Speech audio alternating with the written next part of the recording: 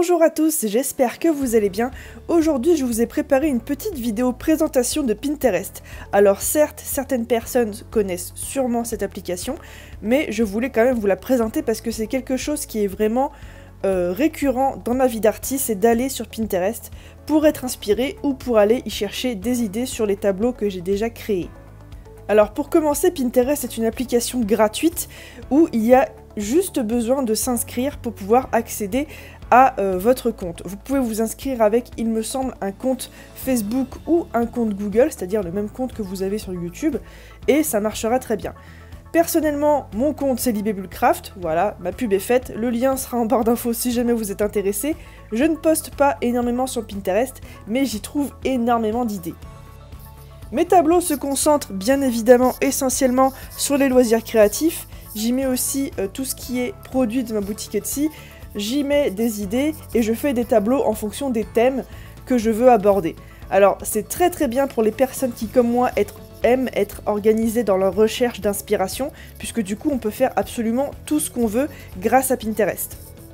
Par exemple, c'est mon tableau sculpture sur lequel j'ai mis toutes les idées et toutes les choses que je trouvais jolies, avec des armatures, avec des styles différents, avec des animaux différents. On peut créer des sous-tableaux ou créer de nouvelles épingles, soit via votre téléphone ou votre tablette pour y mettre de nouvelles photos, soit en mettant de nouveaux liens que vous avez trouvés sur internet, soit en vous dirigeant directement vers Pinterest qui va vous proposer plusieurs idées différentes. Et quand on clique dessus, vous voyez que ça reste un peu dans le même thème, un peu dans le thème sculpture, dragon, etc.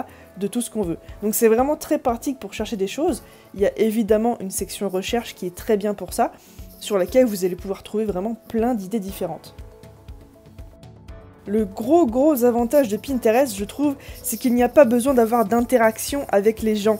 Pas besoin de courir aux abonnés, de vous abonner forcément à des personnes en particulier. Bien évidemment, vous pouvez le faire en vous abonnant à des artistes que vous aimez ou à des personnes que vous connaissez sur Pinterest. Mais ce n'est pas obligatoire. Vous pouvez très bien chercher des trucs super cool sur Pinterest sans avoir à vous abonner ou à liker qui que ce soit.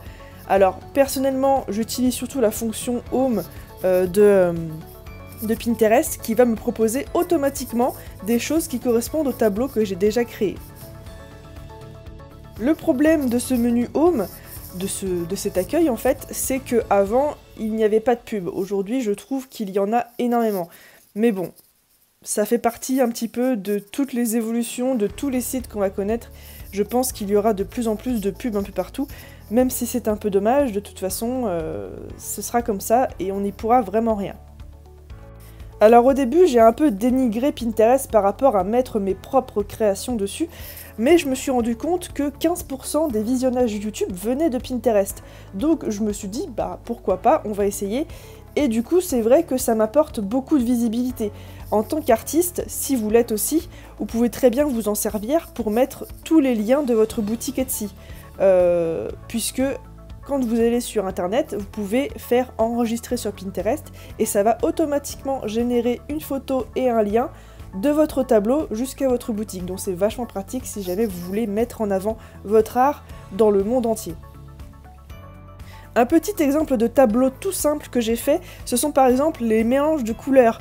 Quand je suis dans l'atelier et que j'hésite à faire telle ou telle association de couleurs, parfois je me réfère à ce tableau et du coup ça m'aide beaucoup à trouver l'inspiration pour créer de nouvelles choses et de nouveaux bijoux. Ça m'aide aussi à sortir un petit peu des sentiers battus, puisque du coup ça va me forcer à utiliser des couleurs dont je n'ai pas l'habitude. Et comme d'habitude, comme vous voyez, Pinterest nous offre d'autres choix pour ce même tableau. Voilà, c'était une vidéo toute bête, mais je tenais vraiment à la faire, puisque je pense qu'en tant qu'artiste, c'est vraiment pas mal d'avoir une jolie source d'inspiration, autre que les pages Facebook. Sur ce, moi je vous dis à très vite pour un autre tuto, portez-vous bien, ciao!